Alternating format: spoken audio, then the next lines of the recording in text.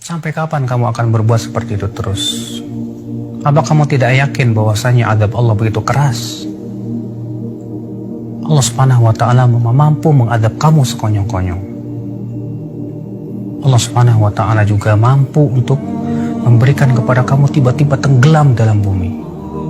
Kamu tidak takut pada Allah? Demi Allah ya akhi, kalaulah kita sedang berbuat maksiat, kemudian tiba-tiba kematian datang kepada kita, apa yang kamu lakukan? Demi Allah, jiwa kita ini lemah.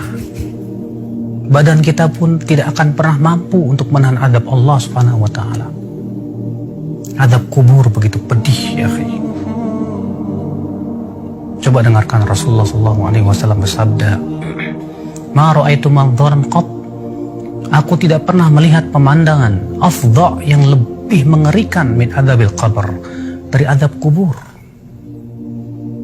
Kamu tidak takut dengan adab kubur? Akhi, sesungguhnya adab kubur itu dan kuburan itu adalah merupakan penentu kehidupan kita. Kamu kira setelah kamu mati, lalu kamu dikuburkan di kuburan, kamu akan tenang hidup begitu? Kamu kira setelah kamu meninggal dunia, itu peristirahatan kamu yang terakhir? Kamu tidak akan ditanya oleh malaikat Munkar dan Nakir? Tidak akan dimintai pertanggungjawaban oleh Allah Subhanahu wa ta'ala? Tidak, demi Allah. Utsman bin Affan saja dahulu, ketika berziarah kubur, beliau menangis. Ketika ditanya kepada Utsman, "Kenapa hai Utsman, ketika dibacakan kepada kamu surga dan neraka, kamu tidak menangis? Tapi ketika kamu berziarah kubur, kamu menangis?" Utsman berkata, "Kan aku mendengar Rasulullah SAW bersabda, Innal qabra awwalu manazil akhirah." Sesungguhnya kuburan itu adalah persinggahan akhirat yang pertama kali. Faman naja minhu, siapa yang selamat di kuburannya, fama ba'dahu aisar min, maka yang setelahnya lebih mudah dari itu. Faman lam yanju minhu, tapi siapa yang tidak selamat di kuburnya, maka yang setelahnya lebih sulit dari itu. Jangan kamu anggap remeh adab kubur. Hidup di dunia hanya sebentar. Kamu kira kamu akan hidup selama 1000 tahun di dunia? Kamu kira kamu akan hidup terus menerus? Tidak mungkin.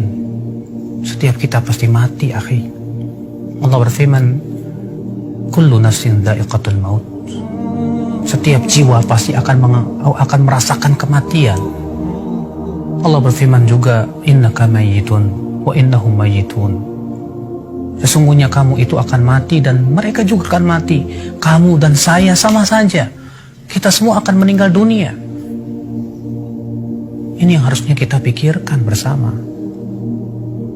Kalau kita terus-menerus berbuat maksiat dan maksiat dan maksiat, bagaimana kalau ternyata malaikat maut datang menjemput kita di saat kita sedang berbuat maksiat kepada Allah?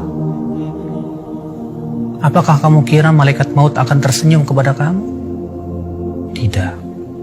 Dalam hadis Al-Bara' bin Malik, bahwasanya Rasulullah SAW menggambarkan bagaimana kematian orang yang fasik. Kata Rasulullah SAW, apabila orang kafir atau orang fasik itu hendak meninggal dunia, kata Rasulullah, "Atahu malaikatun sudul wujuh." Didatangi malaikat-malaikat yang wajahnya hitam legam. Mereka membawa kain kapan dari api neraka yang baunya sangat tidak enak sekali. Kemudian datang malaikat maut dengan bentuk yang sangat mengerikan, kata Rasulullah. Lalu ia pun duduk di sisi kepalanya si orang fasik ini dan berkata, "Ayyatuhan nafsul khabithah, hai jiwa yang buruk, keluar kamu." Lalu ia pun dikeluarkan nyawanya seperti mengeluarkan besi yang berduri dalam kailwon yang basah, sulit, menyakitkan. Kamu siap menghadapi kematian yang menyakitkan seperti itu? Di saat kita sedang berbuat maksiat, ternyata kematian dan ajal mendatangi kita. Kamu siap? Siapa yang siap? Kita yang semua ingin meninggal dalam keadaan husnul khatimah. Kehidupan dunia bukanlah tempat bersenda gurau, tapi kita hidup di dunia untuk bercocok tanam, yang kelak buahnya akan kita tunai, kita akan tuai nanti dalam kehidupan akhirat. Apalah dunia?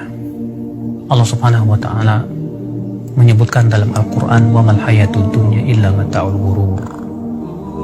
Tidaklah kehidupan dunia itu kecuali kesenangan yang menipu, kata Allah. Rasulullah SAW pun mengatakan dunia itu sangat hina. Ketika Rasulullah sedang berjalan dengan para sahabatnya, kamu tahu hadis ini? Ketika itu Rasulullah SAW menemukan bangkai seekor kambing yang telinganya putus. Kemudian Rasulullah SAW mengangkatnya dan berkata, siapa yang mau membeli bangkai ini dengan harga 1 dirham? Kata para sahabat, wahai Rasulullah, kalaupun ia hidup, kami tidak mau membelinya. Kenapa? Karena ia cacat, hai Rasulullah. Bagaimana ini sudah menjadi bangkai? Kata Rasulullah, la dunya ahwan indallah min hada. Dunia itu lebih hina di mata Allah daripada bangkai ini. Kita hidup di dunia sebentar, akhi. Apakah hanya karena kita ingin mendapatkan dunia dan dunia, memuaskan syahwat kita dan hawa nafsu kita, kita gadaikan kehidupan yang sepanjang begitu? Kalau misalnya kamu hidup di dunia 60 tahun, tahukah kamu satu harinya di sisi Allah 1000 tahun? Kalau satu hari 24 jam di sisi Allah 1000 tahun, berarti kita hidup di dunia hanya 1,5 jam. Apa kamu tidak sadar? Apakah hanya untuk 1,5 jam kamu gadaikan kehidupan yang tiada tara? Tidakkah kamu berpikir, akhi, saudaraku, kita ini manusia yang kelak akan dimintai pertanggungjawaban oleh Allah Subhanahu wa Ta'ala. Segera kita sadar, segera kita taubat kepada Allah Subhanahu wa Ta'ala. Semoga Allah memberikan kepada kamu hidayah, akhi, dan juga kepada saya, untuk sama-sama kita bergandeng tangan menuju surga Allah yang luas, yang luasnya seluas langit dan bumi. Tidakkah kamu ingin mendapatkan surga tersebut? Atau kamu lebih senang untuk mendapatkan api neraka? Wallahi, kesabaran di neraka tidak ada gunanya lagi. Semoga ana dan antum diberikan oleh Allah Subhanahu wa Ta'ala hidayah dan istiqomah. Wabillahi taufiq.